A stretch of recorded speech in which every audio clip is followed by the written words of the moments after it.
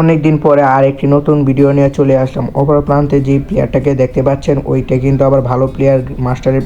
হঠাৎ করে আমি লোন অফ ম্যাচ স্টার্ট দিলাম, তারপরে এই প্লেয়ারটার লগে পড়লো। এই প্লেয়ারটার সাথে আমি যেভাবে খেলছি আপনারা দেখলে মনে করবেন হ্যাকারের মতো মাইক দিয়েছি ওদেরকে, আপনারা দেখলে বুঝতেই পারবেন। আমি আস্তে আস্তে না খেলে সামনের দিকে তাড়াতাড়ি যাচ্ছিলাম ওকে মারার জন্য, তখন আমি এখানে দিকে সে আমার সাথে এসে পড়েছে সামনে। তারপর আমি একটা ওয়াল মেরে এখানে আরেকটা ওয়াল মারার পরে দিকে ধুম করে হেডশট লেগে গেছে। ভাই যাই বললাম না কেন, এই শটটা কিন্তু অনেক অস্থির ছিল। এই শটটা কিন্তু সচরাচর দেওয়া যায় না, হঠাৎ করে কিন্তু লেগে। তারপর পরের রাউন্ডটা স্টার্ট হয়ে যায়। তারপর আমি আবারও মারার জন্য তাড়াতাড়ি এগিয়েছিলাম। তারপর দিকে ওর মুভমেন্ট স্পিড অনেক ভালো। তারপর ধুম করে আরেকটা হেডশট মেরে ওই বান্দা আমাকে যে মুখে মুখে কত গালি দিচ্ছে ভাই, জানার বাইরে। ভাই কি যে বলবো, অত গালি দেওয়ার শুরু করছে। পরের রাউন্ডে আমি আবার এইচবিডি নিয়ে নিই, কারণ আমি তো হেডশটে খেলতেছি, তো যাতা গান দিলে হবে না। তারপর আমি সোজা যাচ্ছিলাম ওকে খোঁজার জন্য, চারপাশে খোঁজার পর তাকে পাই না। দেখি সামনে সে দাঁড়ায় এসে চান্দু। যখন আমি ওকে পেয়ে যাই তখন আমি একটা ফ্ল্যাশ মারতে চাইছি, দেখি ভুলবশত আমার কাছে পড়ে যায়। তখন একটা শট দেওয়ার পর দেখি হেডশট না লাগে, আমি এই ড্যামেজ খেয়ে যাই ভালো করে।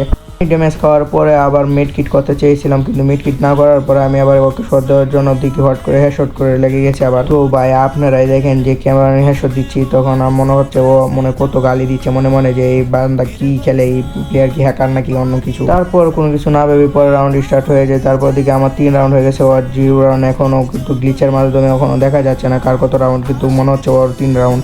তারপর আমি সামনের দিকে এইদিকে একটা ফ্ল্যাশ মারতে যাই, দিকে ভুলবশত আবার আমার কাছে পড়ে যায়। তখন আমি একটা টাকশো মেরে এখানে আসার পরে ধুম করে আরেকটা হেডশট মেরে দিই। ও বেচারা চান্দু বুঝতেই পারছে না যে আমি কিভাবে মারছি, ও শুধু আসছে আর খালি মরছে, ও আসছে আর মরছে। পরে রাউন্ড স্টার্ট হয়ে যায়। তারপর আমি ও নিয়ে নিছি ইএমপি, কিন্তু ইএমপিতে আমি অত ভালো খেলতে পারি না, তখন আমি সোজা রাশ করে দিই 2-3 হেডশট। তারপর আমি এখানে একটা মিড কিট মারি, কারণ মিড কিট না মারলে পরে আমাকে মেরে দিবে, তাই আমি কোনো কিছু না ভেবে তার উপরে আবার রাশ করার জন্য চলে যাই। তখন দেখি তাকে পাচ্ছিলাম না, পরে দেখি পিছনে, তারপরে হেডশট দিয়ে এখানে আমি তাকে ম্যাচটা বুঝে করে ফেলি। তো এই ম্যাচটা জুড়ে আপনাদের কাছে ভালো লাগে থাকে তাহলে এখনই লাইক এবং সাবস্ক্রাইব করুন। আল্লাহ হাফেজ।